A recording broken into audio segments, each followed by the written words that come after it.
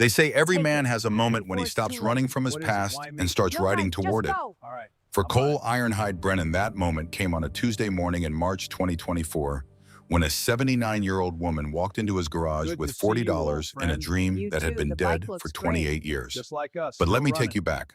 Ready 24 for hours an before adventure, my 97 dear? Harleys Always surrounded the with you, love. Sacramento federal courthouse on in the tight. pouring I rain. am. 24 hours before the guns came out Vaya. and the sirens no screamed, Tô com and an sal. old woman Coffee. named Ruth Look, Catherine vaya. Sullivan stood in the middle of it all, holding a rusted tin box like it contained the answer to every question that mattered. 24 hours before Cole Brennan had to decide whether keeping a promise to a dead man was worth dying for.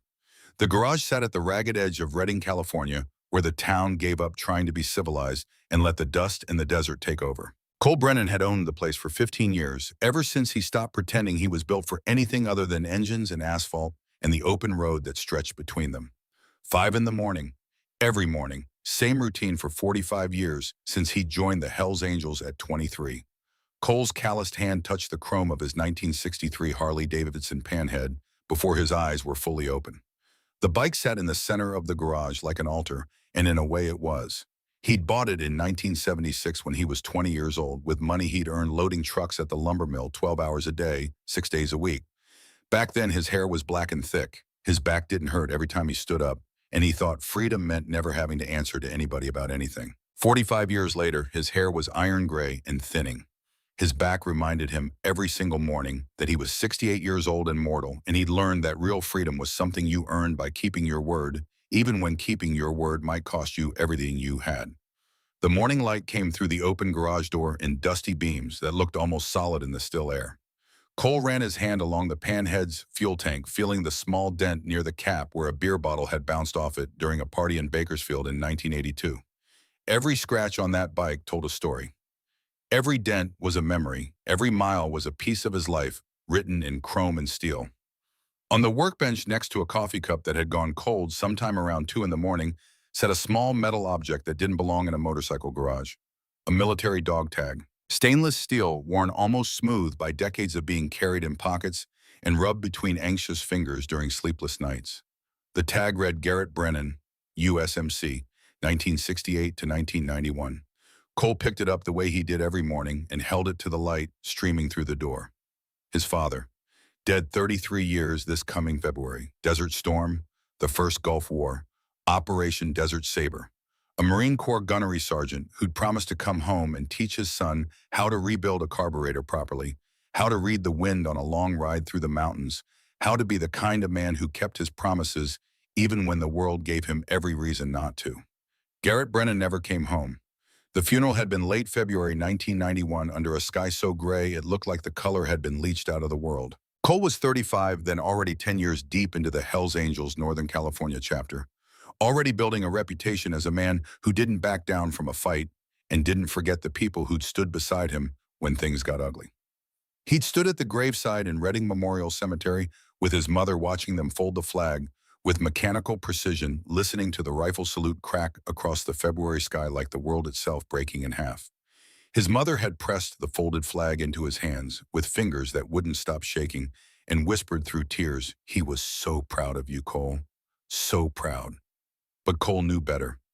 Garrett Brennan had wanted his son to enlist, to serve, to wear the uniform with honor the way 3 generations of Brennan men had done before him. Instead, Cole had blown out 3 vertebrae in his lower spine in a motorcycle accident at 18 and gotten a permanent medical exemption from service. No uniform, no deployment, no way to follow in his father's footsteps and prove he was made of the same steel. Just engines and asphalt and a guilt that sat in his chest like a stone for 33 years. Cole set the dog tag back on the workbench with the reverence some men reserved for religious icons and turned to look at the other bike in the garage. Another 1963 panhead identical to his own, except this one was falling apart like it had given up on life. Rusted tank eaten through in 3 places. Seized engine that probably hadn't turned over in a decade. Cracked leather seat that looked like it had been left out in the rain for years and then baked in the California sun until all the life dried out of it. He'd put an ad in the Redding Record Searchlight 2 weeks ago, half as a joke, half as a monument to his own nostalgia. Harley Davidson panhead, 1963, needs complete restoration. $40 or best offer. $40 because That's exactly what he'd paid for his first real toolbox in 1976 when he was young and broke, and certain he could fix anything if he just had the right tools. $40 because it was a number that meant something to him, even if it meant nothing to anyone else in the world. He didn't expect anyone to actually show up and hand over money for a bike that was more rust than metal. Who buys a motorcycle for $40? Turned out a 79-year-old widow with steel in her spine and a secret she'd been carrying for 28 years. The taxi pulled up at exactly 11 in the morning, kicking up dust from the unpaved lot outside the garage like a miniature desert storm. Cole was underneath a 1972 shovelhead, replacing a head gasket that had failed 2 days ago when he heard the car door slam with enough force to echo off the garage walls. He slid out from under the bike on his creeper, wiping his hands on a rag that was more grease and oil than cloth, and stepped out into the brutal California sunlight. The woman who emerged from the taxi was small, maybe 5'3" in her sensible walking shoes.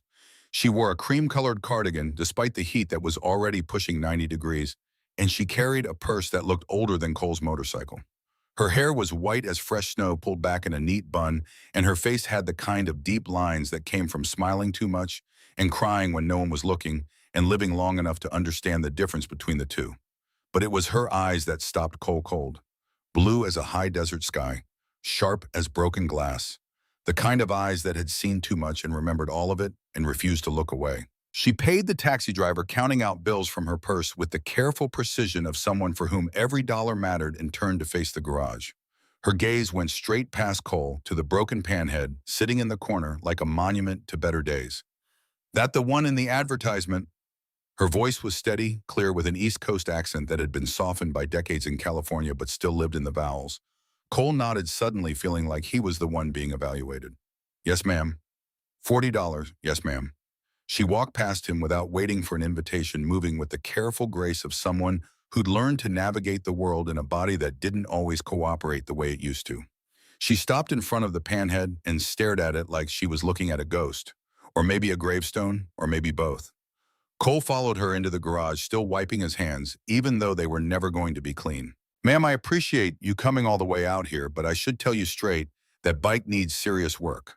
The engine's completely seized. The tank's rusted through in multiple places. The electrical system is shot. It's not something you just polish up and ride away on. My husband promised me a ride." Her voice cut through his explanation like a knife through butter, quiet but absolutely immovable. "Route 66, all the way from Chicago to Los Angeles. 2,448 miles. He bought a panhead just like this one from an estate sale in Sacramento back in 1989. Brought it home in the back of a borrowed truck and spent 6 months restoring it in our garage. Said when he retired from the Marines, when he'd done his 20 and earned his pension, we'd take 2 weeks off and just ride.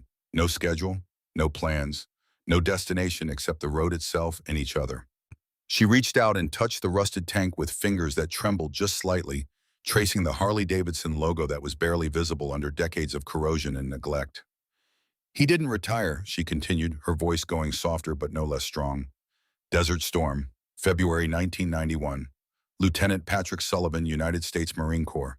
He came home in a flag-draped box instead of on a motorcycle. They buried him in Sacramento National Cemetery with full military honors, while I stood there 8 months pregnant with our son and tried to understand how the world could just keep turning when mine had stopped completely." Cole felt the air go out of his lungs like someone had punched him in the solar plexus. Desert Storm, February 1991. The exact same war, the exact same month that had taken his father and left a hole in his life that 33 years hadn't managed to fill. The woman turned to look at him, and he saw tears standing in her eyes that she absolutely refused to let fall. 28 years I've been waiting. 28 years I've been too scared, too angry, too broken to even sit on a motorcycle. But I woke up 3 months ago on my 79th birthday and realized that if I don't do this now, if I don't take that ride, Patrick promised me, then I never will. And I'll have let him down one more time.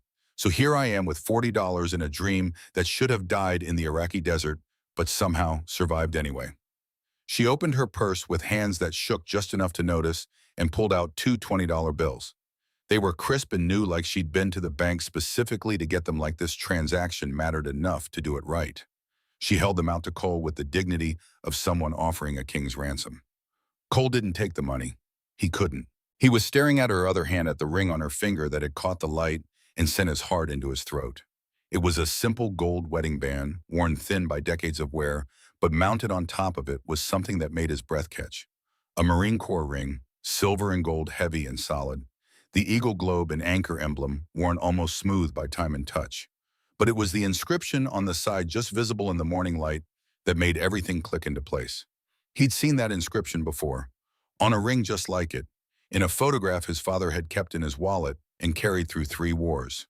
"Ma'am," Cole's voice came out rougher than he intended, scraped raw by something he couldn't name. "That ring, where did you get it?"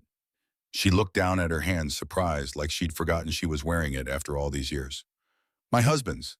The Marines gave it back to me with his other personal effects. I've worn it every day since February 12th, 1991. Why do you ask?" "The inscription. Can I see it?" She pulled the ring off slowly, the way you'd remove something precious and irreplaceable, and handed it to him. Cole held it up to the light and read the words engraved on the inside of the band in letters so small he had to squint. "Bravo Company. Semper Fi. 1968 to 1991. Bravo Company." The exact same unit his father had served with for the last 3 years of his life. Cole's hand went to his back pocket, automatically muscle memory from a lifetime of the same ritual, and pulled out the battered leather wallet he'd been carrying since 1985. From the billfold, he extracted a photograph he'd carried for 33 years, creased and faded, but still clear enough to see. 2 Marines in desert camouflage fatigues, arms slung around each other's shoulders, grinning at the camera, like they owned the world and the world had agreed. On the back, in his father's tight, precise handwriting, "Me and Sully. Best damn Marine I ever served with. Kuwait, January 1991. Sully, Lieutenant Patrick Sullivan." Cole looked up at the woman, at Ruth Catherine Sullivan, he realized now, and saw his own shock and recognition reflected back in her face. "Your husband and my father," Cole said slowly, each word careful and deliberate. "They served together, same company, same deployment. They died in the same war, probably the same week." Cat, because that's what Patrick had called her in the letters Cole had found in his father's footlocker after the funeral letters Garrett had written, but never sent because Marines didn't talk about feelings, they just felt them, took the photograph with hands that shook harder now.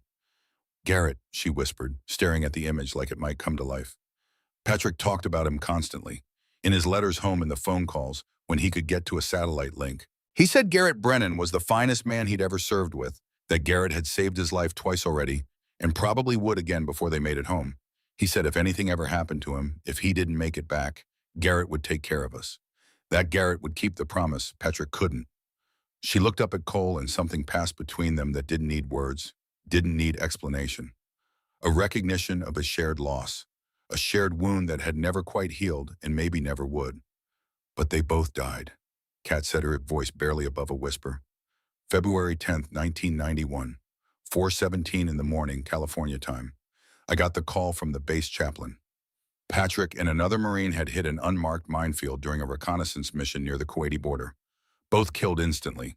The chaplain said Patrick never knew what happened, said it was quick and he didn't suffer. I don't know if that was true or if it was just something they tell widows to help them sleep at night. February 10th, 4:17 a.m. Pacific time. Cole had gotten the call about his father at exactly 6:30 that same morning, 2 hours and 13 minutes later. His mother's scream had woken him from a dead sleep. He'd found her in the kitchen, holding the phone in one hand, and Garrett's last letter in the other, unable to stand, unable to speak, unable to do anything but make a sound like her soul was being torn out through her throat. "My father was the other Marine," Cole said quietly. "Gunnery Sergeant Garrett Brennan. They died together." Kat's hand went to her mouth. The photograph slipped from her fingers and fluttered to the concrete floor like a dying bird. For a long moment, neither of them moved. The garage was silent except for the distant sound of traffic on the highway and the tick-tick-tick of the shovelhead's engine cooling down, and somewhere far away, a bird singing like the world hadn't just shifted on its axis. Finally, Kat bent down with slow care, picked up the photograph, and held it out to Cole with both hands, like an offering. "Then you know," she said. "You know exactly what it's like to have someone promise you tomorrow and then have tomorrow stolen before you could even say goodbye." Cole took the photograph and looked at his father's face. Garrett Brennan had been 46 years old when he died, strong and solid and certain. 22 years younger than Cole was standing here right now. And in the photo, Garrett had his arm around Patrick Sullivan's shoulders, and both of them were smiling, like they believed they were going to live forever, like death was something that happened to other people in other places. Cole made a decision. The kind of decision that changes the trajectory of a life. The kind of decision his father would have made without hesitation. The bike's worth $4,000, Cole said, his voice steady and clear. Maybe five if I put the time and work into it. The $40 price in the advertisement was a mistake. A typo. I meant to write 4,000. Kat's face fell like a building collapsing. She started to fold the two $20 bills back into her purse with hands that couldn't quite grip properly. I understand. I'm sorry to have wasted your time. I should have known it was too good to be true. But, Cole continued, and the word hung in the air like a promise, I'm selling it to you for $40 anyway. Exactly what the ad said, on one condition. She stopped moving, looked up at him with those sharp blue eyes. I teach you to ride it first, properly and safely. 3 weeks of lessons, 2 hours every morning. You learn to handle this machine like your life depends on it, because it will. You learn the weight and the balance and the way it responds to every input. Then when you've proven you can ride it without killing yourself, we fix it up together. You and me. Every bolt and wire and piece of chrome. We restore it the way your husband would have done. And when it's finally ready, when it's perfect and beautiful and worthy of the promise he made you, then you take that ride. Route 66, Chicago to Los Angeles, every mile he wanted to give you. Kat stared at him like he'd just started speaking in ancient Greek. Why would you do that? You don't know me. I'm just a stranger who answered an advertisement. Cole looked down at his father's dog tag sitting on the workbench. At the years stamped into the metal, 1968 to 1991, 23 years of service, 3 of them in hell. Because my father and your husband made a promise to each other, Cole said. Before they deployed, before they knew what was waiting for them in that desert, they made a blood promise. If one of them didn't come back, if one of them died over there, the survivor would take care of the other's family. Would make sure they were okay, make sure they knew they were loved, make sure they understood that the Marine who died was thinking of them at the end. He met her eyes. They both died, so neither of them could keep that promise. But I can keep it for them. 33 years late, but I can still keep it. He held out his hand, calloused and scarred and honest. Deal. Kat looked at his hand, then at his face, then at the broken pan head in the corner, waiting to be made whole again. She set her purse down on the workbench right next to Garrett Brennan's dog tag and pulled out a small tin box. It was old military issue, the kind soldiers used to keep letters and photographs dry in the field during monsoons and sandstorms. The lid was scratched and dented from decades of being carried and opened and closed. Stamped on the front in faded black letters, Semper Fi 1968 to 1991. Before we shake on it, Kat said, her voice careful, there's something you need to know. Something I haven't told anyone, not even my son. She opened the tin box with the reverence usually reserved for sacred objects. Inside were 3 items arranged with the precision of a religious altar. A purple heart medal in its original blue presentation case, the ribbon still bright despite the years. A folded letter yellowed with age and creased from being read 1,000 times. And another letter still sealed in its envelope, with words written on the front in careful block printing, for the son of Garrett Brennan. If I don't make it home. Cole's heart hammered in his chest hard enough that he could feel his pulse in his fingertips. He reached for the sealed letter with hands that wanted to shake, but Kat pulled it back gently. Not yet, she said. First, I need your help with something else. Something my husband asked me to do in his last letter to me. Something I've been too afraid, too angry, too broken to do for 28 years. What is it? Kat's blue eyes met his without flinching. My son is trying to have me declared mentally incompetent. He's got a doctor in San Francisco who says I have Alzheimer's disease. Early stage, but progressing. He's got lawyers and paperwork and expert testimony and a court date 10 days from now. He wants to put me in a home called Golden Horizons and take control of my assets under a conservatorship agreement. Assets that include a 22-acre ranch in Shasta County worth $3.1 million that Patrick left me. Land that's been in his family for 4 generations, going back to his great-grandfather, who homesteaded it in 1887. Cole's jaw tightened. Do you have Alzheimer's? No. Kat's voice was absolutely certain, rock solid. I can tell you what I had for breakfast every morning for the last month.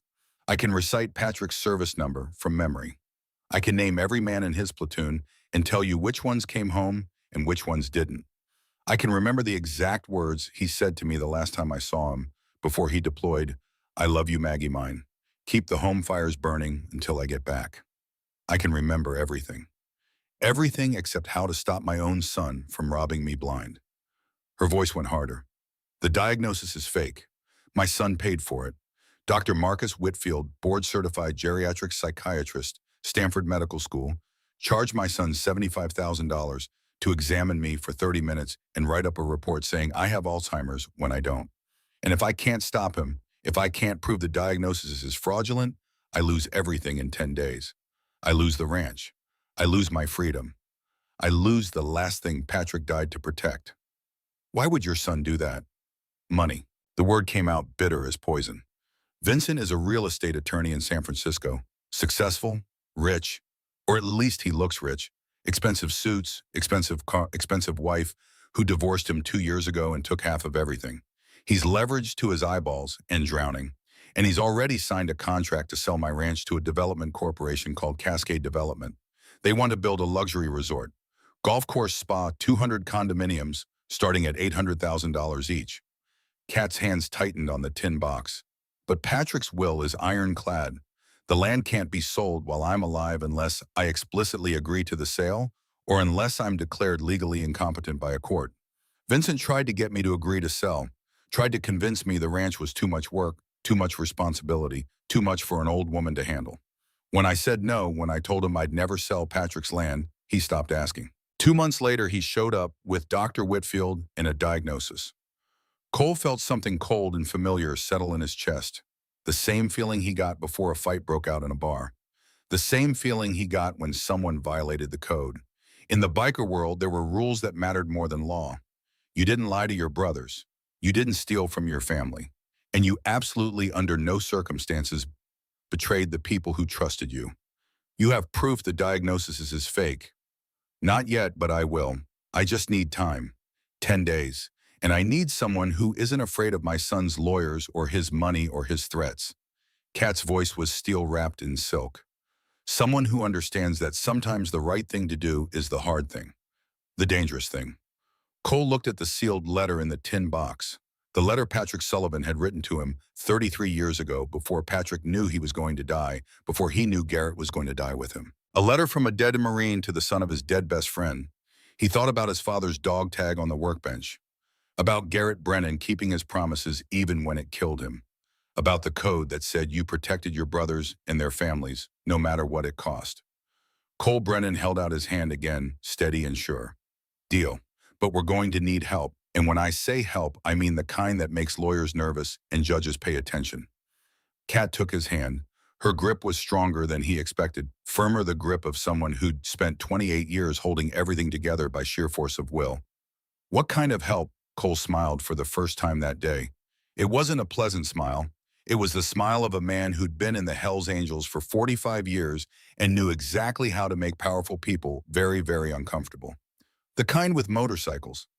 Vincent Sullivan's BMW 7 Series pulled into the garage lot at exactly 2:30 that afternoon, the engine purring like a very expensive cat, interrupting Cole's fourth attempt to explain to Kat how a motorcycle clutch actually worked. Kat had been doing surprisingly well for a woman who hadn't touched a motorcycle in 28 years. She listened carefully. She asked good questions. She didn't panic when the bike tipped slightly under her weight. And most importantly, she didn't pretend to understand things she didn't, which in Cole's experience put her ahead of about 90% of the people he'd tried to teach over the years. But when the BMW's door slammed hard enough to echo, and Vincent came striding across the dusty lot in his $2,000 charcoal suit, and his barely controlled fury, Kat's hands started shaking on the handlebars so badly she had to let go. Vincent Sullivan was 45 years old and looked like he'd been born wearing a tie and holding a briefcase. 6 feet tall, thin in the way of people who did hot yoga and drank $15 smoothies and counted macros like a religion. His dark hair was styled with product that probably cost more than Cole's monthly electric bill, and he had the kind of tan that came from golf courses and tennis courts. Not from actual work under an actual sun. Mom! Vincent's voice cracked across the garage like a whip. What the hell are you doing here? I've been calling you for 3 hours. Kat straightened on the bike, her chin coming up in a gesture Cole recognized from a lifetime of watching people decide whether to back down or stand their ground. She chose ground. Learning to ride Vincent, like your father taught me. Dad's been dead for 28 years, Mom, and you're 79 years old. You can't just... Vincent stopped, seemed to really see Cole standing there for the first time. His eyes narrowed. Who the hell are you? Cole wiped his hands on his jeans, taking his time, letting the silence stretch. He'd dealt with men like Vincent Sullivan before. Rich men, entitled men, men who'd never had to fight for anything because money smoothed over every rough edge and made every problem disappear. Men who thought the world was supposed to bend to accommodate them. Cole Brennan, I sold your mother a motorcycle. Vincent's face flushed red from his collar to his hairline. You sold... He turned to Kat and his voice went up half an octave. Mom, we've talked about this multiple times. Dr. Whitfield said you're not capable of making these kinds of financial decisions anymore. You can't just go around buying motorcycles from strangers like some teenager with her first credit card. I can do whatever I want with my own money, Vincent. It's not about the money. Vincent's voice rose and Cole saw something flicker in the man's eyes. Panic maybe, or calculation, or both.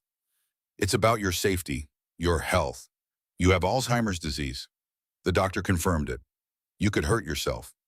You could hurt someone else. You could get confused and lost and end up wandering the highway at 3 in the morning, not knowing where you are or how you got there. I don't have Alzheimer's. Dr. Whitfield diagnosed you 6 months ago. We have the medical records. We have the cognitive tests. We have the brain scans.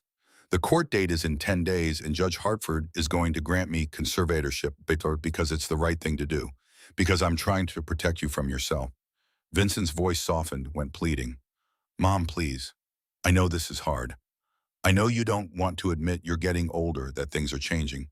But I'm your son. I love you. Let me help you.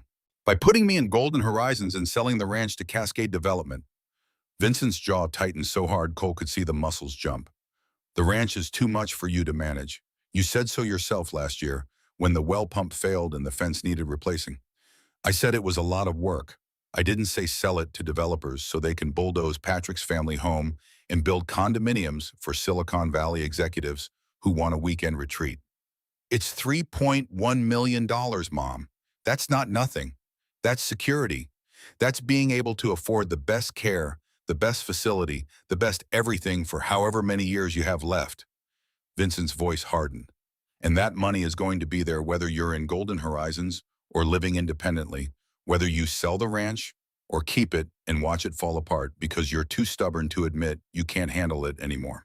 Kat's voice went quiet, but there was steel underneath, the kind of steel Patrick Sullivan must have heard before he proposed. That ranch is Patrick's legacy. 4 generations of his family worked that land, planted those trees, built that house with their own hands. Your father died in the desert protecting this country so that land would still be here when he came home. And you want to sell it so you can pay off your debts and keep your golf club membership. Vincent's hands clenched into fists at his sides. He turned to Cole and all the pretense of concerned son dropped away. How much did she pay you for the bike? $40. 40. Vincent laughed, but there was no humor in it, just jagged edges. You sold a Harley-Davidson motorcycle to a woman with diagnosed dementia for $40. That's textbook elder abuse. That's financial exploitation. That's illegal in the state of California, and I could have you arrested right now with one phone call. Cole took a single step forward. Not aggressive, not threatening, just enough to make Vincent aware that Cole was 6'2", 220 pounds, and had spent 45 years in a world where problems weren't solved or with phone calls to lawyers. Your mother doesn't have dementia, Cole said quietly, evenly. She remembers her husband's serial number. She remembers the names of every single man in his platoon. She remembers the exact date and time she got the call that he was dead. She can tell you what she had for breakfast every single day this month. She remembers more clearly than you do, counselor.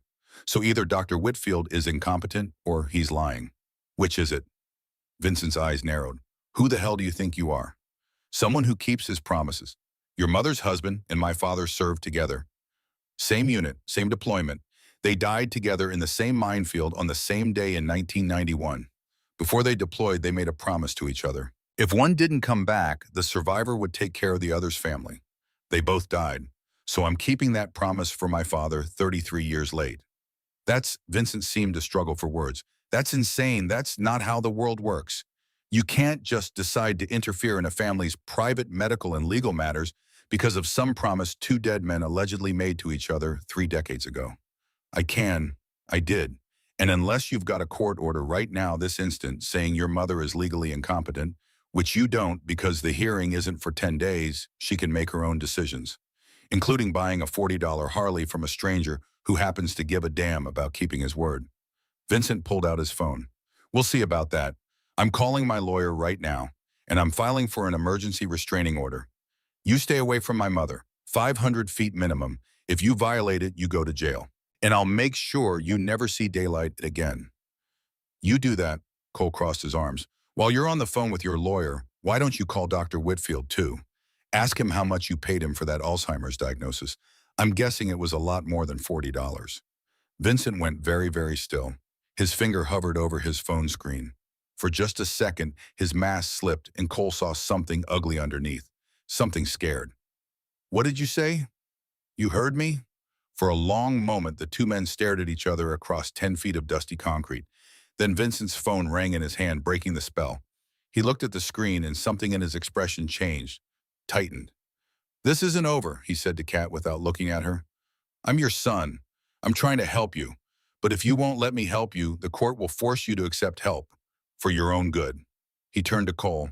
And you're done. I'm filing that restraining order today. 500 feet.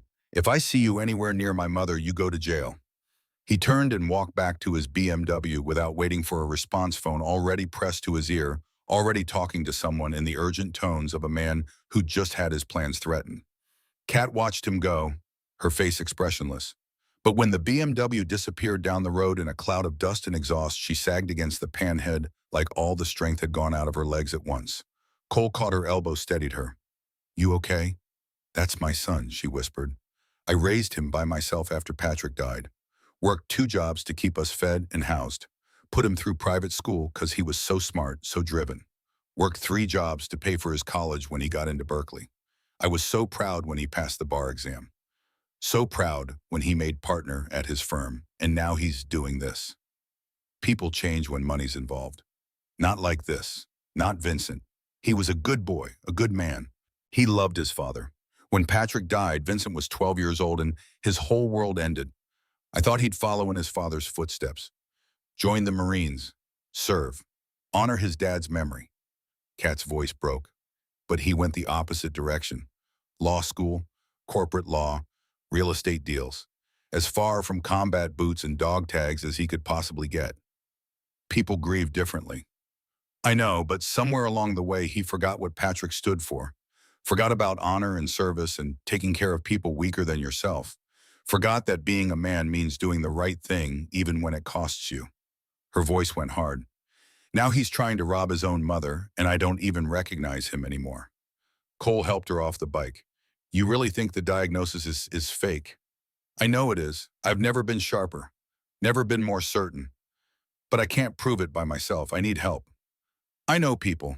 I'm calling a friend tonight. We'll find out. And if it is fake, if we can prove Vincent paid Whitfield to lie. Cole thought about the sealed letter in Kat's tin box. The one Patrick Sullivan had written 33 years ago to a son he'd never met. The promise he'd made to Garrett Brennan. If it's fake, Cole said, then we go to war. Franklin Doc Rhodes lived in a cabin outside Shasta Lake about 30 miles northeast of Redding, where the pine trees grew thick enough to forget the rest of the world existed, and the only sounds were wind and water and the occasional cry of a hawk hunting in the twilight. Doc had been a Navy corpsman in Desert Storm attached to a Marine unit patching up Marines under fire, doing battlefield medicine with whatever he could scrounge while mortars fell and small arms fire cracked overhead. He'd seen things that made sleep difficult even 30 years later, things he didn't talk about even with people who'd been there. When he came home in 1991, he'd gone to medical school on the GI Bill, practiced family medicine in Redding for 25 years, then retired to the woods where the only patients he saw were the occasional hiker with a twisted ankle or a fisherman who'd hooked his own hand instead of a trout. Cole had known Doc since 1995, back when they'd both been younger and angrier and looking for brotherhood in the only place that seemed to make sense. The Hells Angels didn't care if you had nightmares, didn't care if you woke up at 3 in the morning with your heart hammering because a car backfired and for just a second you were back in the desert. They just cared that you showed up when your brothers needed you and that you kept your word and that you didn't run when things got hard. Doc had left the club 10 years ago, same time Cole had started pulling back. Too old for the fights, too tired of watching young men make the same stupid mistakes they'd made. But the bond remained. Some things you didn't forget, some people you didn't abandon. Cole called him from the garage at 8 that night after Kat had gone home in another taxi after the sun had set and turned the sky the color of blood and ashes after the desert air had turned cold the way it always did in Northern California once the sun went down. "I need a favor," Cole said, when Doc picked up on the third ring. "How big?" "The kind that might get complicated." Doc was quiet for a moment. Cole heard the clink of ice in a glass, the creak of a porch chair settling under weight. "Talk to me." Cole told him everything. About Kat Sullivan walking into his garage with $40. About Patrick and Garrett dying together in Iraq. About Vincent and the Alzheimer's diagnosis and the $3 million ranch. And the court date in 9 days and the feeling in his gut that something was very, very wrong. When he finished, Doc let out a long breath. "You want me to evaluate her?" "Unofficially. Just tell me if she's got what that doctor says she's got. And if she doesn't, then we prove it. Before the court date. Before Vincent Sullivan steals everything his father died to protect. Cole, if this diagnosis is fake, and I say so, I'm putting my medical license on the line. If the doctor who made the diagnosis wants to fight me on it, it becomes my word against his. And if he's got Stanford credentials and I'm a retired family practice doc living in the woods, guess who the court's going to believe?" "I know what I'm asking." Another silence, longer this time. Then Doc said, "When can she come up?"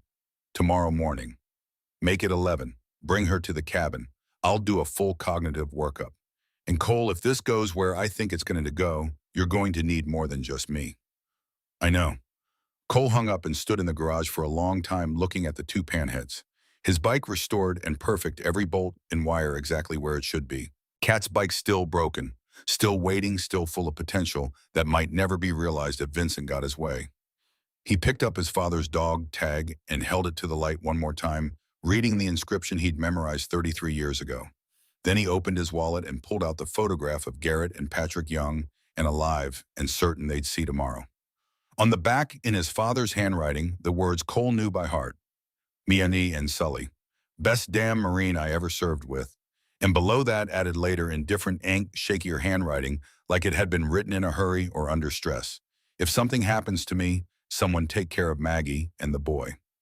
Maggie, that must have been Patrick's nickname for Kat, the name he called her when they were alone together.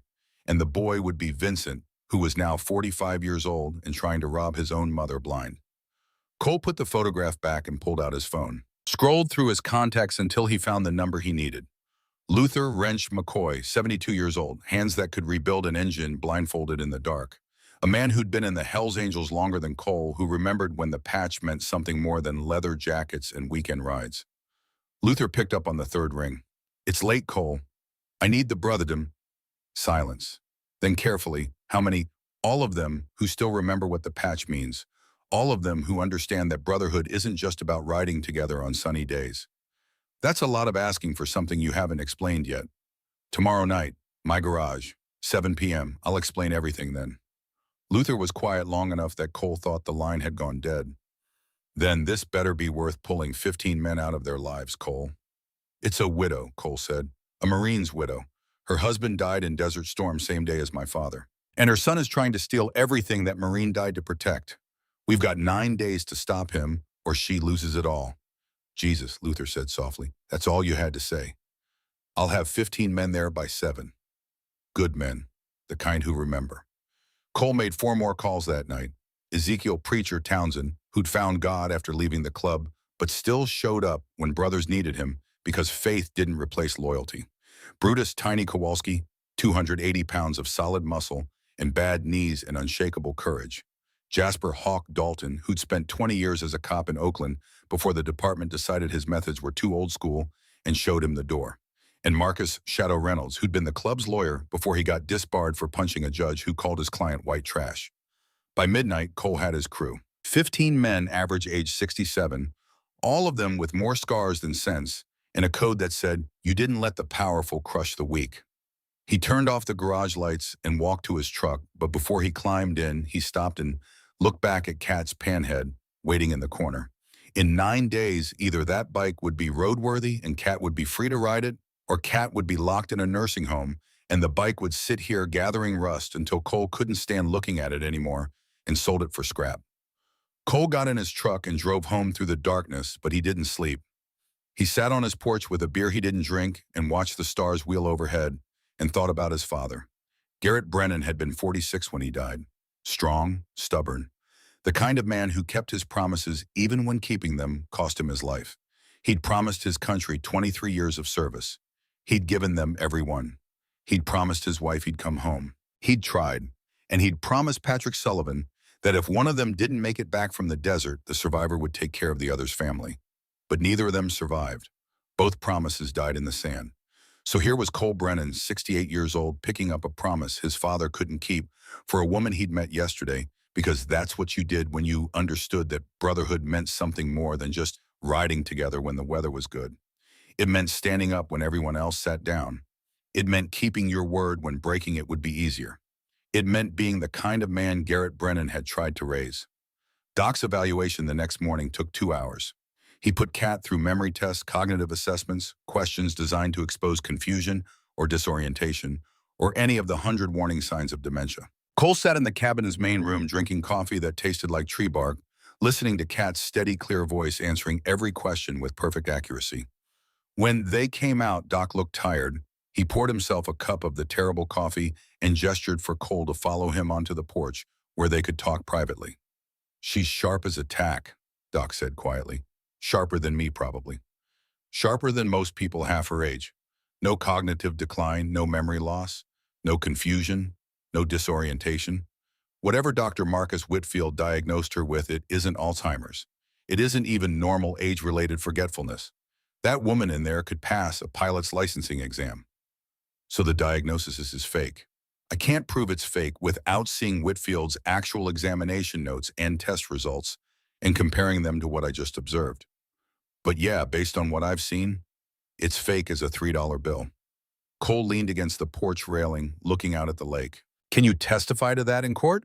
"I can. But Cole, you need to understand what you're up against here. If Vincent Sullivan has money and lawyers, they're going to absolutely destroy my credibility on the stand. They'll say I'm biased because I'm your friend. They'll dig up every mistake I ever made in 25 years of practice. They'll make it look like I'm some burned-out quack living in the woods who can't be trusted to diagnose a common cold. Will they be right?" Doc smiled, but there was no humor in it. "No, but they'll be convincing, and that's all that matters in court." Cole pulled out his phone and showed Doc a screenshot he'd taken from the California Medical Board website. Marcus Whitfield, MD, board-certified in geriatric psychiatry. Practice address in San Francisco. Education credentials from Stanford Medical School. Professional photo showing a distinguished-looking man in his mid-50s with expensive haircut and the kind of smile that probably reassured families while he delivered bad news. "This the doctor?" Doc asked. "Yeah." Doc zoomed in on the photo, studying Whitfield's face like he was trying to remember something. His expression slowly darkened. "I know him. From where medical conference 5, maybe 6 years ago, San Diego, there was a panel discussion on elder care and cognitive decline. Whitfield was one of the speakers. He gave a talk about early intervention strategies in dementia cases, very professional, very polished." Doc's voice went hard. "And afterward, at the hotel bar, I overheard him bragging to another doctor about how much money there was in guardianship cases. How families would pay literally anything to have an official diagnosis that let them take control of a difficult parent's assets." He was laughing about it. Laughing. Cole felt something cold settle in his stomach. He said that out loud. In public, he was drunk, thought he was among friends and fellow professionals. But yeah, he said it. I remember because it made me want to punch him in his perfect teeth. You don't go into medicine to rob people. You do it to help them. Think he'd remember you? Probably not. I didn't introduce myself, just listened and walked away before I did something stupid." Cole put his phone away. "We need proof. Medical records, test results, examination notes, something concrete that shows the diagnosis was fabricated. Those records are protected by HIPAA privacy laws. You can't just walk into Whitfield's office and demand to see them. What if Kat requests her own records, a patient's right to access? She can request them. Whitfield has 30 days to comply under California law. The hearing's in 9 days. Can we get an emergency court order forcing him to turn them over faster? Maybe. But that requires filing a motion, getting a hearing date, Convincing a judge there's urgency, and Vincent's lawyers will fight it every step of the way. By the time we actually get the records through legal channels, the guardianship hearing will be over and done. Cole wanted to put his fist through the porch railing. Every direction they turned, every legal avenue they tried, the system protected Vincent and Whitfield and the people with money and credentials. Meanwhile, Kat Sullivan, a 79-year-old widow who'd done nothing wrong except have a son who valued profit over family, was going to get crushed under the weight of procedures and timelines and rules written by people who'd never had to fight for anything. "There's got to be another way," Cole said. Shadow was quiet for a long moment, watching the lake. Finally, he said carefully, "There is, but it's not legal." "Tell me." "Someone breaks into Whitfield's office, gets the records, photographs everything, copies the hard drives. We can't use any of it in court because it's illegally obtained evidence. But we can leak it to the press, make it public. Even if the evidence is inadmissible in the conservatorship hearing, the court of public opinion matters. If the San Francisco Chronicle runs a front-page story about a respected psychiatrist falsifying Alzheimer's diagnoses for money, Whitfield's credibility is destroyed. The judge might not be able to use our evidence, but she'll have reasonable doubt about his." "You're talking about felony burglary." "I'm talking about doing what's necessary to protect a widow from being robbed by her own son." "But Cole, listen to me carefully. If you do this and get caught, you're going to prison. Not county jail for a few months. Federal prison. You're 68 years old. You might not come out alive." Cole thought about this. Thought about spending his last years in a 6x8 cell because he broke into a doctor's office to steal medical records. Thought about Kat spending her last years in a nursing home drugged and docile and forgotten because he wasn't brave enough to take the risk. "How would someone do it?" Cole asked. "Hypothetically. Hypothetically, they'd need to know Whitfield's schedule when he's not in the office. They'd need to bypass building security, which means either hacking the electronic system or having someone on the inside who can provide access. They'd need to know where the records are kept, paper files or digital. If digital, they'd need to access Whitfield's computer, which means either knowing his passwords or having software sophisticated enough to break encryption. That's a lot of things that could go wrong. Yeah, which is why I'm not recommending it. I'm just saying it's theoretically an option if you're desperate enough and willing to risk everything." Well, that night, 15 motorcycles pulled into Cole's garage. The sound of 15 Harley engines echoing off the corrugated metal walls was like thunder rolling across the desert, like a promise being kept. Like the old days when the patch meant something and brotherhood wasn't just a word you said, but a thing you lived and died for. Luther Wrench McCoy arrived first, his 1968 shovelhead rumbling like a war drum. 72 years old, hands scarred from decades of engine work and bar fights and building things that lasted. He killed his engine and climbed off the bike with the careful movements of a man whose body reminded him daily that he wasn't young anymore, but refused to accept that he was old. "This better be worth it, Cole." "It is." One by one, the others arrived. Ezekiel Preacher Townsend on a softail that was older than some of the men in the room. Brutus Tiny Kowalski on a custom bagger that groaned under his weight but never complained. Jasper Hawk Dalton on a police special he'd bought at auction when the Oakland PD upgraded their fleet and sold off the old bikes for scrap. 15 men, combined age over 1,000 years, combined miles ridden somewhere in the millions, combined wars fought too many to count easily, combined arrests in the hundreds, combined regrets enough to fill the garage twice over with room left for more, but also combined loyalty that was unshakable, combined courage that had been proven in deserts and jungles and city streets, combined commitment to a code that said you protected your brothers, you didn't let the powerful crush the weak, and you kept your promises even when keeping them might kill you. Cole stood in front of them and told them about Kat Sullivan, about Patrick and Garrett dying together in the Iraqi desert, about the fake Alzheimer's diagnosis and the stolen ranch, and the court date in 8 days, and the son who was willing to destroy his own mother for money. When he finished, Luther spoke first. "You're asking us to go up against a lawyer with money and connections, a doctor with Stanford credentials, a system that's designed to protect people exactly like them, men who will use every resource they have to destroy us. I know. You're asking us to risk our freedom, maybe spend our last years in prison for contempt of court or obstruction of justice or whatever charges they dream up to punish us for getting in the way. I know." Luther looked around the room at the other men. They were all watching him, waiting. He was the oldest, the one who'd been in the club the longest, the one whose word carried the most weight. His decision would set the tone for everyone else. Finally, Luther smiled. It was a hard smile, the kind that came before a fight, the kind that said he'd made his choice and wasn't backing down. Then let's get to work. The plan came together over the next 3 hours, fueled by bad coffee and cold pizza and the kind of focused intensity that only came when old men remembered why they'd joined the Brotherhood in the first place and decided it still mattered.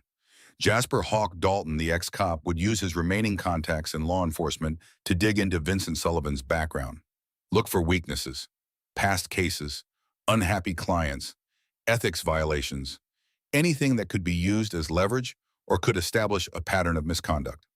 Marcus Shadow Reynolds, the disbarred lawyer, would research California guardianship and in conservatorship law, find loopholes, identify procedural requirements that might have been violated, build a legal strategy that could work even if they didn't have hard evidence of fraud. Doc Rhodes would write up his evaluation of Cat in proper medical language, make it official enough to submit to the court if necessary, even knowing it would be challenged and attacked. And Luther would reach out to the other Hells Angels chapters in Northern California. If this went the way Cole thought it might, they'd need more than 15 men. They'd need a show of force, a reminder that some things were more important than laws written by people who'd never had to fight for anything. But first they needed proof, real concrete, undeniable proof that Vincent and Whitfield had conspired to fabricate a diagnosis and steal Cat's property. We need to get inside Whitfield's office, Cole said. Get the medical records, get access to his computer files, get something we can use. That's breaking and entering, Hawk said flatly. Felony burglary. You get caught, you're looking at real time in a real prison. I know. And even if you get the records, they might not prove anything. Whitfield's smart enough to cover his tracks. He's probably got fake examination notes, fake test results, everything documented to look legitimate. Cole thought about this. Then he thought about the tin box Cat carried. The sealed letter from Patrick Sullivan that he still hadn't opened. The Purple Heart. The promise made by 2 Marines who died before they could keep it. There's got to be something, Cole said. Some mistake, some evidence he didn't destroy. We just have to find it. They argued for another hour about methods and risks and probabilities of success. The problem was brutally simple. Vincent had money, lawyers, time in the system on his side. They had passion, loyalty, and 8 days. The meeting broke up around midnight. The men filed out to their bikes, one by one, engines firing up and rumbling into the darkness, the sound of 15 Harleys echoing through the Reading night like a declaration that this wasn't over. Luther was the last to leave. He stood by his shovel-head helmet in hand, looking at Cole with eyes that had seen 3 wars and come home from all of them. You know this might not work, Luther said. I know. You know we might all end up in jail, and Cat Sullivan might still lose everything. I know. Then why are you doing this, brother? Why risk everything for a woman you met 2 days ago? Cole pulled out his wallet and showed Luther the photograph one more time. Garrett and Patrick young and alive, and certain they'd live forever. Because 33 years ago, my father made a promise to that man's widow, Cole said, and then they both died before either of them could keep it. I'm keeping it now. Better late than never. Luther studied the photograph, then looked up at Cole. Your father would be proud of you. My father would think I'm crazy. Same thing sometimes. Luther put on his helmet and climbed on his bike. I'll start making calls tonight. If this goes bad, if you need backup, we'll have every brother in Northern California ready to ride at a moment's notice. 50 men, 100 if we need them. You understand what I'm saying? Cole understood. Hell's Angels didn't do anything small. If this turned into a real fight, it wouldn't be 15 men standing outside a courthouse. It would be 100 motorcycles, 200 men, all of them willing to stand between Cat Sullivan and the people trying to rob her. I understand. Luther kicked his bike to life, the shovel head roaring in the quiet night. Then good luck, brother, and don't get caught. He rode off into the darkness, taillights disappearing down the road, leaving Cole alone in the garage with 2 panheads and a promise that was 33 years overdue. The next morning, Cole made 2 phone calls. The first was to Dmitry Volkov, a name he hadn't spoken in 3 years. Dmitry had been in the club for 10 years before he got kicked out for dealing drugs, not the small-time stuff that everyone looked the other way on, but the kind that landed you in federal prison and brought RICO charges down on everyone you'd ever known. The club had voted him out to protect themselves, and Dmitry had disappeared into the computer security world where hackers with criminal records could make good money if they didn't ask too many questions about who hired them or why. I don't owe you anything, Dmitry said when he answered. 2007, Oakland, outside the Starlight Club. You remember, silence on the line, Dimitri remembered. Cole had saved his life that night, taken a knife wound that required 23 stitches, made sure Dimitri got out of the city before a rival club could finish what they'd started. What do you need? Dimitri's voice was resigned. Building security bypass, medical office in San Francisco Financial District. I need to get in access, computer files, get out without being detected. That's felony burglary, Cole. I know what it is. What demo? Because a Marine's widow is getting robbed, and I'm the only one who can stop it. Dimitri was quiet for a long time, then text me the address. Text me. I'll take a look at their security system, remotely tell you if it's doable. But Cole, if you get caught, I was never involved. We never had this conversation. I've got a daughter now. I can't go back to prison. Understood. The second call was to Brutus, Tiny Kowalski. Tiny, your cousin still run that cleaning company in Oakland. Tiny laughed to sound like rocks tumbling in a barrel. Eddie, yeah, he's still cleaning office buildings. Why? Does his company service buildings in San Francisco Financial District? His company does half the commercial real estate in the Bay Area. What are you thinking? Cole told him. Told him about Whitfield's office and the medical records and the 8 days they had left and what needed to happen. When he finished, Tiny was quiet for a long moment. Then, you're asking my cousin to help you commit a felony. Eddie's got a record, Cole. He gets caught anywhere near this kind of thing, he violates parole and goes back inside for the full 20. I'm not asking Eddie to do it, and I'm asking if he knows someone who works in that building. Someone who might be willing to look the other way for 30 minutes. Tiny sighed heavily. I'll call him, but Cole, this is getting crazy. You understand that, right? Breaking into a doctor's office, this isn't brotherhood. This is desperation. Sometimes they're the same thing. Dimitri called back an hour later with good news and bad news. Good news. The building security was basic. Cameras keypad entry motion sensors after hours. He could loop the cameras remotely, give Cole a 30-minute window where the security footage would show nothing but an empty hallway. Bad news, Cole still needed a key code to get into the building. Dimitri couldn't hack that remotely without being physically on site, and he wasn't coming to San Francisco for any amount of money. Tiny called back 2 hours after that. Eddie knows a guy, Tiny said.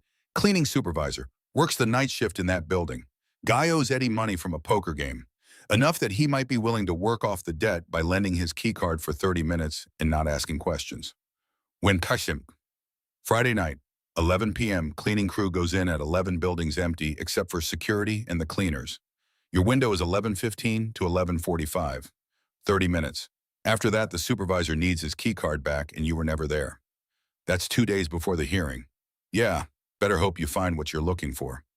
Cole spent Thursday teaching Kat to ride on mountain roads up in Lassen National Forest where the highways curved through stands of ponderosa pine and the air smelled like freedom and possibility. Kat rode the panhead, still rough, still not quite right, but getting better every day, while Cole followed on his own bike, watching her lean into curves, accelerate on straightaways, start to become one with the machine, the way Patrick had taught her 35 years ago. At a scenic overlook 3,000 feet up, they stopped and sat on a stone wall looking out at Mount Lassen in the distance. I used to come here with Patrick, Kat said quietly. Before Vincent was born, before the Marines owned his life. We'd pack a picnic lunch and ride up here on summer weekends and spend the whole day just being together. No war, no duty, no worrying about the next deployment. Just us and the road and the mountains. You ever regret marrying a Marine?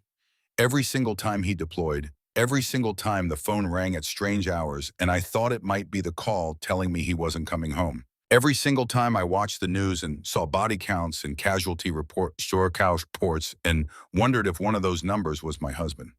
Kat smiled, but it was full of ghosts. But no, I don't regret it. Patrick was a good man, the best man I ever knew. He believed in something bigger than himself, and he died protecting it. How can I regret loving someone like that?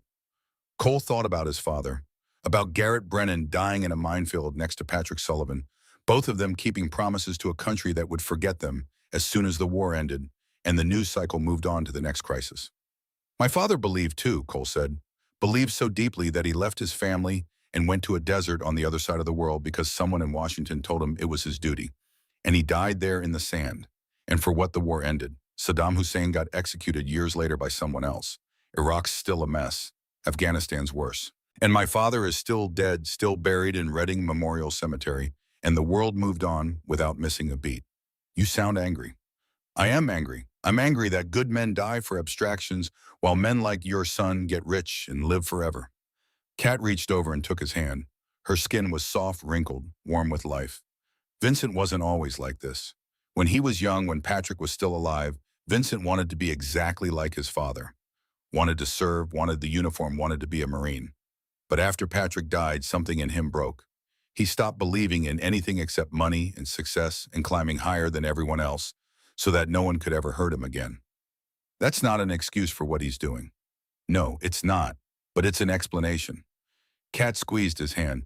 Cole, whatever you're planning to do tomorrow night, and I know you're planning something, I can see it in your eyes, be careful. I don't want to lose you too. I've lost enough people. Cole looked at her surprised. How did you know? I've been around men like you my whole life, Marines, bikers, men who think rules are suggestions, and justice is something you make yourself when the system fails to deliver it. I can see it in your eyes. You're going to do something dangerous tomorrow night, and you're not going to tell me what it is because you think I'll try to stop you or because you want to protect me from being implicated. Will you try to stop me? No, because I know you're doing it for me, and because Patrick would do exactly the same thing if he were here.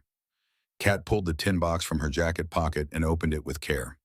She took out the sealed letter, the one Patrick had written to Cole 33 years ago, and held it out with both hands. Read it now. Before you go, read what Patrick wanted to tell you.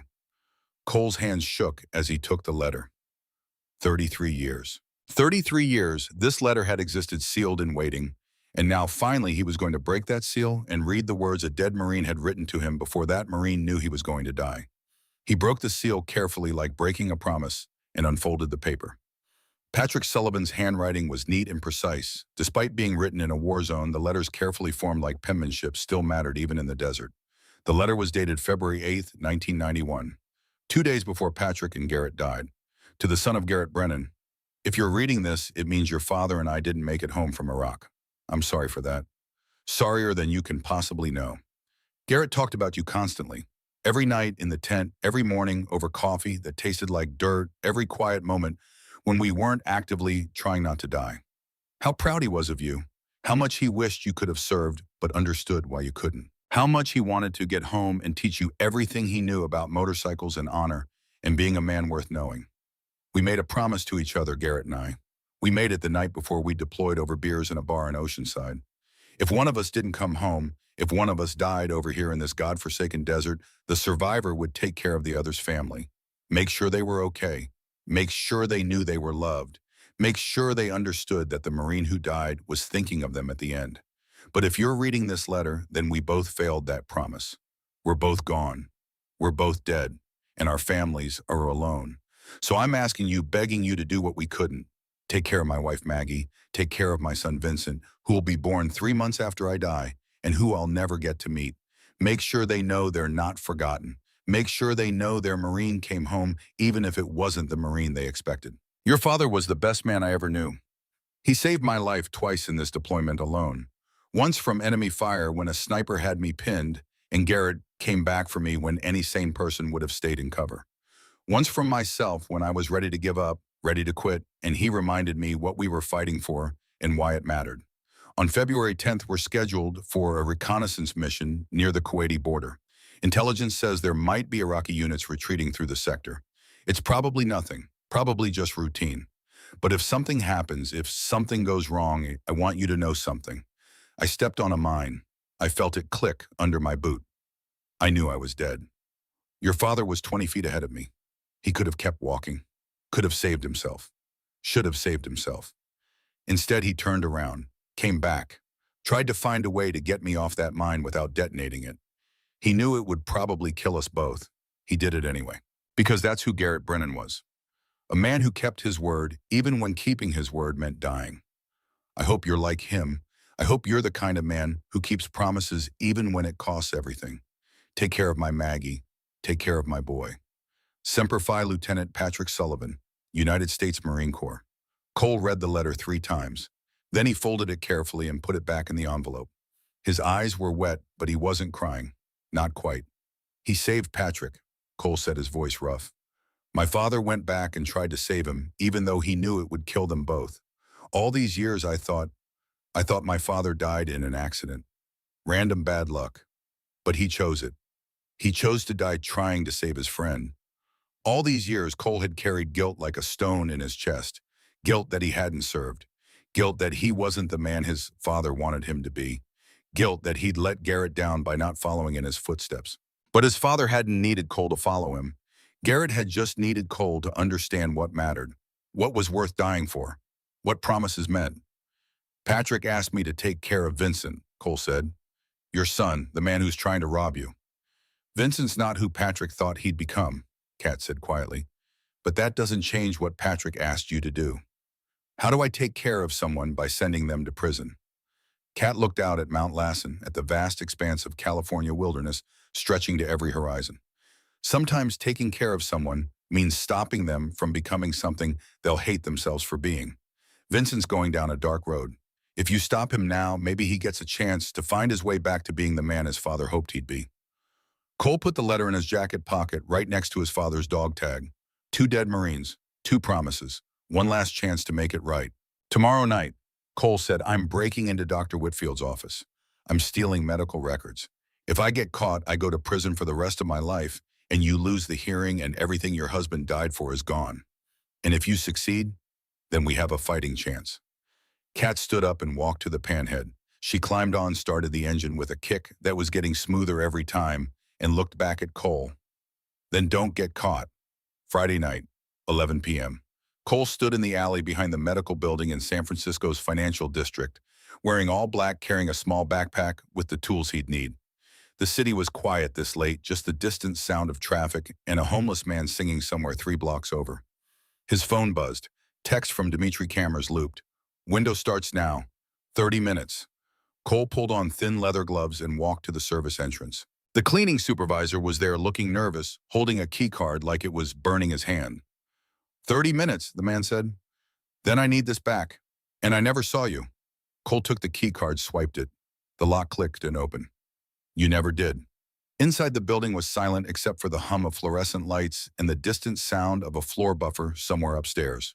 Cole took the stairs to the 3rd floor, moving quickly but not running, not doing anything that would look suspicious if someone saw him. Suite 307, Dr. Marcus Whitfield, MD. The door was locked. Cole pulled out the lockpick set Dimitri had given him. It took 45 seconds to get the door open. He was rusty. 20 years ago, he could have done it in 20. Inside Whitfield's office was exactly what Cole expected. Expensive furniture, diplomas on the wall from Stanford, a leather chair that probably cost $5,000. The office of a man who'd never worried about money a day in his life. Cole sat at Whitfield's desk and opened the computer, password protected naturally. He plugged in the USB drive Dimitri had given him. A program launched automatically. The screen flickered, then unlocked. Cole opened the file directory and searched for Kat's name. Ruth Catherine Sullivan. Found it. He opened the file. The diagnosis was there, official looking, complete with test results, and cognitive assessments and brain scan interpretations. Everything looked legitimate, too perfect, like someone had taken a template and filled in the blanks. Cole kept searching, and then he found what he was looking for. A subfolder. Hidden. Labeled simply archive_2019. Inside were document templates, diagnosis forms with blank spaces for names and dates, form letters to family members, standardized test result interpretations that could be cut and pasted. And beneath those, a spreadsheet that made Cole's blood run cold.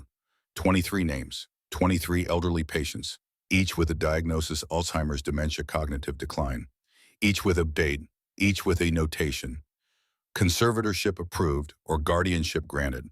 And next to each name, a dollar amount. The amounts ranged from $50,000 to $155,000. Payment amounts. Fees. Money Whitfield had been paid to fabricate diagnoses and help families steal from their own parents. Vincent Sullivan's name appeared next to 19 of the 23 patients as the appointed conservator. 19 families, 19 elderly people diagnosed with diseases they didn't have, then robbed of everything they'd worked for by their own children with Whitfield's help. Cole pulled out his phone and started photographing everything: the spreadsheet, the templates, the form letters, every piece of evidence he could find. His phone buzzed. Text from Dimitri, 20 minutes. Cole kept working. He searched for emails, Found a folder labeled VS_correspondence. Vincent Sullivan correspondence. Cole opened it and started reading. Email after email between Vincent and Whitfield, discussing patients, discussing diagnoses, discussing fees and payment schedules, and how to structure things to avoid suspicion. One email from 3 months ago stopped Cole's heart. Vincent Peer, our discussion, Tuesday. I've completed the evaluation for your mother. Diagnosis attached per your specifications. Standard consultation fee of $75,000 plus 5% of realized property value upon successful sale as we agreed. Court documents will be ready by end of week. Best M.W. Vincent's response, perfect. Cascade is offering $3.1 million for the ranch. Your 5% comes to $155,000. Total fee, $230,000. I'll wire the $75,000 retainer today, balance upon closing. Court date set for March 17th. Judge Hartford is hearing the case. Should be straightforward given our previous successes with her. V.S. Cole photographed it all. Every email, every document, every piece of evidence that proved this wasn't just fraud but a conspiracy. His phone buzzed. Dimitri, 10 minutes. Building security, changing shift. Get out. Cole's hands were shaking now, not from fear, from rage. 23 families, 23 elderly people who'd been robbed. How many of them were dead now? How many had died alone in nursing homes believing their minds were gone while their children sold everything and spent the money? He found one more folder. Cascade_partnership. Inside were corporate documents, partnership agreements, financial statements. Dr. Marcus Whitfield wasn't just being paid to create fake diagnoses. He was a silent partner in Cascade Development Corporation. He'd invested $2.3 million in the company. Every property Vincent Sullivan sold to Cascade made Whitfield richer. Every elderly person diagnosed and institutionalized was another property that could be developed, another return on investment. It wasn't just fraud, it was a machine. A system designed to identify vulnerable, elderly people, fabricate diagnoses, steal their property, and profit from development. Cole photographed it all. His phone buzzed again. Dimitri, 5 minutes. Leave now. Cole ejected the USB drive, closed the computer, and stood. He looked around the office one more time at the diplomas and the expensive furniture and the leather chair and felt sick. He was at the door when he heard voices in the hallway. Security. Early. Cole's heart hammered. He looked around the office. One window, 3 stories up. Fire escape visible through the glass. The voices got closer, keys jingling. Cole made a decision. He grabbed a chair, smashed the window, and climbed out onto the fire escape as the office door started to open. Below him, someone shouted. Flashlights, running footsteps. Cole climbed down the fire escape as fast as his 68-year-old knees would let him, jump the last 8 feet to the alley and ran. Behind him, sirens started to wail, radios crackling, shouts of "Stop police." Cole ran 3 blocks before he had to stop, lungs burning, heart hammering. He ducked into a doorway and pulled out his phone. Called Luther. It's done, Cole said between gasps. I got it. All of it. Everything we need. You okay, Amayo? Yeah, but they know someone was there. Security saw me. I'm burned. Get out of the city. Ditch the phone once you're clear. We'll handle the rest. Cole hung up, pulled the battery out of the phone, dropped both pieces in a storm drain 3 blocks apart. Then he kept moving, staying in shadows, avoiding cameras, making his way back to where he'd parked his truck 6 blocks from the building. He reached it, climbed in, and drove. Didn't stop until he was across the Bay Bridge. Didn't breathe easy until he was past Oakland. Didn't slow down until Redding appeared in his headlights 2 hours later. He'd done it. He had the evidence. Everything they needed to prove Vincent and Whitfield were thieves. But he'd also committed felony burglary. And the clock was ticking. The hearing was in 2 days. Saturday morning, 6 a.m. Cole's garage. Luther, Shadowhawk Doc, and 10 other brothers gathered around the workbench while Cole laid out printed copies of the photographs he'd taken. The room was silent as they read. The spreadsheet with 23 names. The emails between Vincent and Whitfield. The partnership documents showing Whitfield's investment in Cascade Development. Jesus Christ, Shadow said finally. This isn't just fraud. This is organized crime. RICO territory. This is the kind of thing that brings down entire law firms. Will it stop the hearing Monday? Cole asked. Shadow's face fell. No, not directly. The hearing's in 36 hours. Even if we file emergency motions, even if we contact the FBI, right now the bureaucracy won't move that fast.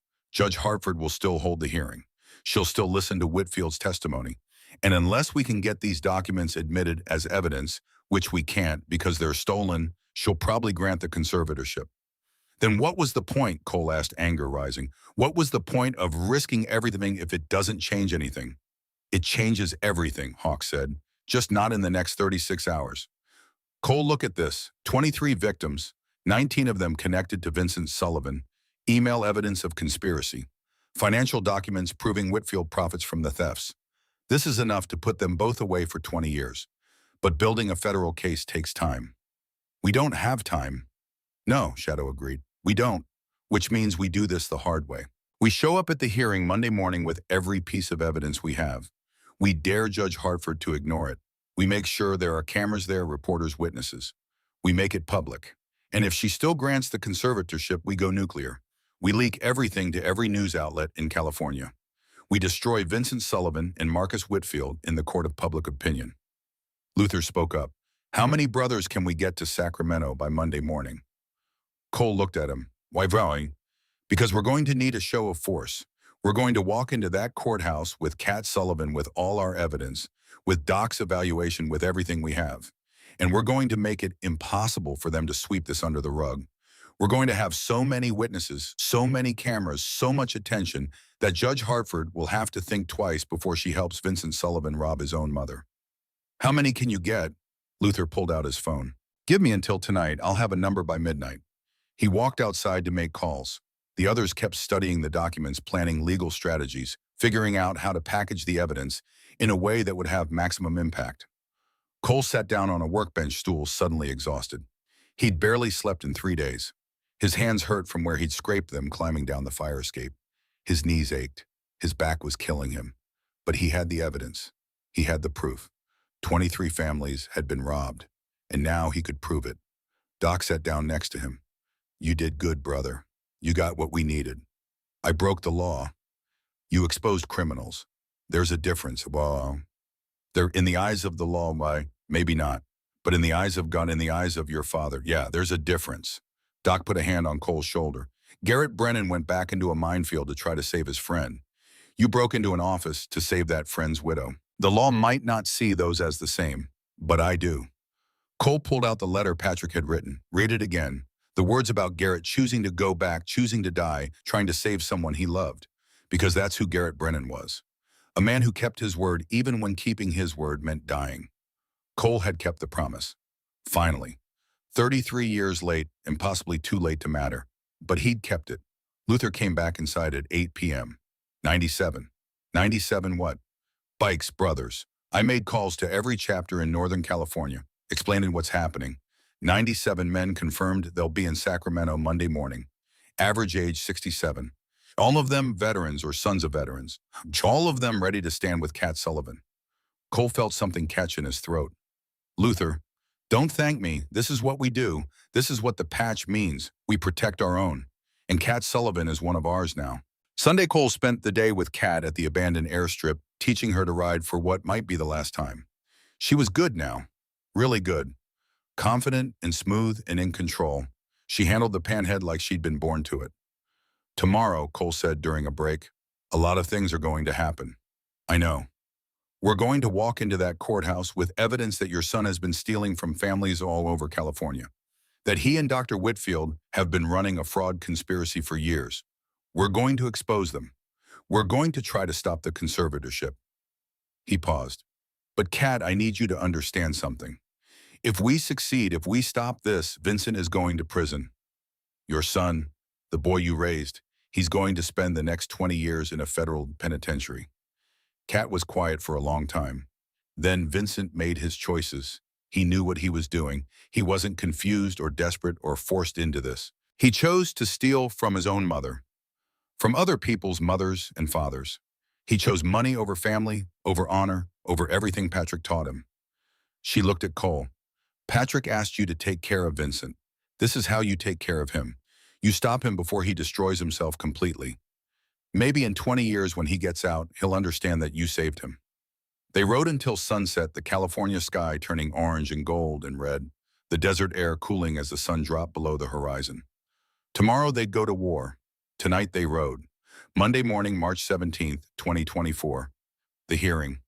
Cole woke at 4 a.m., couldn't sleep. Got up, made coffee, walked out to the garage. He touched the panhead one more time, his father's dog tag in his pocket. Patrick's letter against his heart. His phone rang at 6. Luther. 97 confirmed. They're rolling into Sacramento now.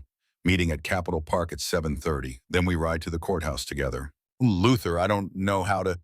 Don't, just be there. Cole arrived at Capitol Park at 7. Motorcycles were everywhere. Harleys of every make and model filling the parking lots lining the streets. Men in leather vests with patches from chapters all over Northern California. Not just Hell's Angels, other clubs too. Banditos, Mongols, outlaws. Men who spent most of their time hating each other, united for one morning because this mattered more than club politics. 97 men, average age 67, combined military service over 400 years, combined prison time in the decades, combined loyalty infinite. Luther found Cole in the crowd. You ready? Yeah. Then let's go keep your father's promise. At 8:15:97, Harleys fired up simultaneously. The sound was like the world ending and being reborn. Like thunder and promise and rage and hope, all mixed together. They rode through Sacramento in perfect formation. 2 columns, no speeding, no showing off. Just 97 men on 97 motorcycles riding to war. People on the sidewalk stopped and stared. Cars pulled over, news helicopters appeared overhead. The sound echoed off the buildings like a heartbeat, like the city itself waking up and paying attention. They arrived at the Sacramento Federal Courthouse at 9 a.m., 1 hour before the hearing. The courthouse steps were already crowded with lawyers and court staff and reporters who'd somehow heard something big was happening. When 97 Harleys pulled up and parked in perfect formation, the crowd went absolutely silent. Cole killed his engine and climbed off his bike. Kat was waiting at the top of the steps, standing next to Shadow, who was carrying a briefcase full of evidence. Vincent Sullivan was there too, standing with 3 lawyers in suits that probably cost more than Cole's truck. When Vincent saw the motorcycles, saw the men, his face went white. Doctor. Marcus Whitfield stood next to Vincent, looking confident. That confidence evaporated when he saw the crowd. Judge Diane Hartford appeared in the courthouse doorway, flanked by bailiffs. She stared at the scene, clearly trying to process what she was seeing. What is the meaning of this? Hartford demanded. Shadow stepped forward. Your Honor, I'm Marcus Reynolds, attorney for Ruth Catherine Sullivan. I'm here to file an emergency motion to postpone this hearing and request your immediate recusal based on conflict of interest. Hartford's face flushed. On what grounds? On the grounds that your husband, Thomas Hartford, sits on the board of directors for Cascade Development Corporation, the same company that stands to purchase Mrs. Sullivan's property if this conservatorship is granted. You have a direct financial interest in the outcome of this proceeding. You should have recused yourself the moment the case was filed. The crowd murmured. News cameras pushed forward. Reporters started shouting questions. Hartford's eyes went hard. That's a very serious accusation, Mr. Reynolds. It's a very serious conflict, Your Honor. Vincent's lead lawyer stepped forward. Your Honor, this is clearly a delay tactic orchestrated by... We have evidence, Shadow interrupted. He opened his briefcase and pulled out photographs. We have documented evidence that Dr. Marcus Whitfield and Vincent Sullivan have been operating a conspiracy to defraud elderly patients for at least 5 years. We have identified 23 victims. We have emails between Mr. Sullivan and Dr. Whitfield discussing fraudulent diagnoses. We have financial records showing Dr. Whitfield is a silent partner in Cascade Development. We have proof of payments totaling over $2 million. He held up the photographs. The crowd erupted. Cameras flashed everywhere. Reporters surged forward. Whitfield's face went from confident to terrified in 3 seconds. Vincent tried to speak, but no sound came out. This evidence was obtained illegally, Vincent's lawyer shouted. It's inadmissible. It was stolen through an unlawful break-in Friday night. We've already turned copies over to the FBI, Shadow said calmly. It was a lie, but a good one. They opened an investigation Saturday morning. They'll be here any minute to take statements. That was also a lie, but it had the desired effect. Hartford looked like she'd been hit by a truck. Bailiff, clear this courthouse. Everyone out except parties to this case. No, Cole said. Everyone turned to look at him. Cole stepped forward, pulling Patrick's letter from his jacket. You want to clear the courthouse, that's your right as a judge. But first you are going to hear what I have to say, and every camera here is going to record it. Sir, you have no standing in this case, Hartford said. I have every right. My name is Cole Brennan. My father was Gunnery Sergeant Garrett Brennan, United States Marine Corps. He died February 10, 1991 in Desert Storm. He died alongside Lieutenant Patrick Sullivan, who was Kat Sullivan's husband. Before they deployed, they made a promise to each other. If one didn't come home, the survivor would take care of the other's family. Cole held up the letter so the cameras could see it. They both died, so I'm keeping that promise. 33 years late, but I'm keeping it. And I'm here to tell you, Judge Hartford, that Vincent Sullivan has been trying to rob his own mother using a fraudulent medical diagnosis. That Dr. Whitfield has been helping him. That they've done this to at least 22 other families. And that you've been letting it happen because your husband profits when Cascade Development buys stolen property. The cameras were recording everything. Every word, every accusation. This wasn't a courtroom anymore. This was a trial by publicity. Hartford looked at the cameras, at the reporters, at 97 bikers standing silent witness, at the crowd that had grown to hundreds. Her career was over. She knew it. Everyone knew it. She turned to her bailiff. Get the FBI on the phone, right now. Then she looked at Vincent and Whitfield. You two don't leave this building. You're going to answer questions. Vincent tried to run, made it 4 steps before 2 bailiffs grabbed him. Whitfield just stood frozen, all color drained from his face. Hartford turned to Shadow. Mr. Reynolds, I'm postponing this hearing indefinitely pending federal investigation. The petition for conservatorship is denied. Mrs. Sullivan retains full control of her person and property.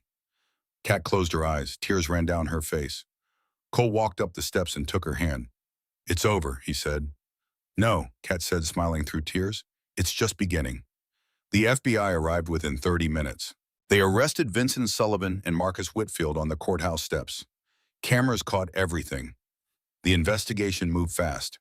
Within a week, they'd identified all 23 families that Vincent and Whitfield had targeted. Total value of the fraud, $47 million.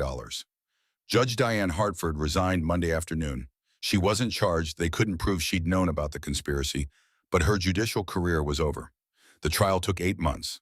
Vincent Sullivan was convicted on 19 counts of conspiracy to commit fraud, elder abuse, and grand theft, sentenced to 18 years in federal prison. Dr. Marcus Whitfield was convicted on 23 counts of fraud, conspiracy, and corrupt medical practice. He lost his medical license and was sentenced to 25 years. 14 other people were arrested in connection with the conspiracy, including 3 other lawyers, 2 judges who'd approved fraudulent conservatorships, and 6 employees at various nursing homes who'd helped keep victims drugged and compliant. But that all came later. On the day of the hearing, after Vincent and Whitfield were arrested after the cameras left and the crowd dispersed, Cole and Kat stood on the courthouse steps with 97 bikers still waiting. Luther walked over. What now, brother? Kat looked at the men who'd stood with her. Men who'd risked everything for a stranger because it was the right thing to do. Now, Tatu, she said, we ride. 3 months later, Kat's ranch in Shasta County. 22 acres of California beauty, pine trees and meadows, and a view that went on forever. The house Patrick's great-grandfather had built in 1887 still stood solid and true. Kat announced her decision to a crowd of 300 people. The 97 bikers who'd ridden to Sacramento. Their families. The 19 other families Vincent and Whitfield had targeted. Reporters, veterans organizations. The ranch would become Sullivan Brennan Haven, a retreat for veterans and their families. Free. Forever. A place where people who'd served could find peace. Cole would run it with her. The crowd cheered. The bikes roared. It sounded like promise and hope and second chances. That afternoon, Kat climbed on her panhead, fully restored, now perfect and beautiful for the first time since Luther and the brothers had finished the work. Cole climbed on his own panhead. They rode. Not Route 66. Not yet.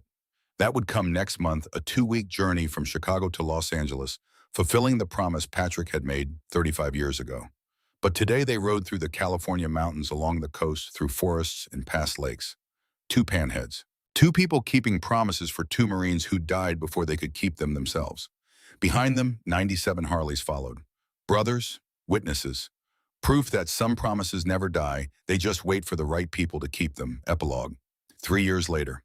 Sullivan Brennan Haven had welcomed 1,847 veterans and family members.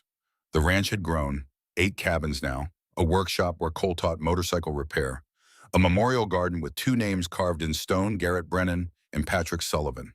The Road Guardians, the 97 bikers who'd ridden to Sacramento, became a nonprofit organization working with the lawyers and social workers to identify and stop elder fraud. They'd helped recover over $31 million in stolen assets. They'd sent 22 more people to prison for similar schemes. Vincent Sullivan in prison wrote letters to his mother every week. Kat read them, but didn't respond for the first 2 years. Then slowly she started writing back. Not forgiveness. Not yet. Maybe not ever. But acknowledgement. A door left slightly open. Patrick asked you to take care of him, Kat told Cole one evening on the porch. You did. You stopped him before he became something he couldn't come back from. Maybe in 15 years when he gets out, he'll understand. Cole stood in the garage one last time before the big ride looking at the two panheads. Both perfect. Both ready. On the workbench, his father's dog tag sat next to Patrick's framed letter. Cole picked up the mind tag, held it to the light. Garrett Brennan, 1968 to 1991. We did it, Dad, Cole said quietly, 33 years late. But we kept your promise. Outside, he heard the sound of a motorcycle approaching. Kat coming back from her morning ride. She rode every day now, rain or shine, reclaiming the freedom Patrick had promised her. She pulled up, killed the engine, climbed off with the easy grace of someone who'd been riding forever. Ready, she asked. For what? Route 66, Chicago to Los Angeles. 2,448 miles. Patrick promised me that ride 35 years ago. Tomorrow we leave. Cole smiled. When do we leave? Dawn, if you're willing. Cole looked at the bikes, at the dog tag, at the woman who'd walked into his garage 3 years ago with $40 and changed everything. I'm willing. The next morning, two panheads rolled out of Redding, California, heading east toward Chicago, toward Route 66, toward a promise that had waited 35 years to be kept.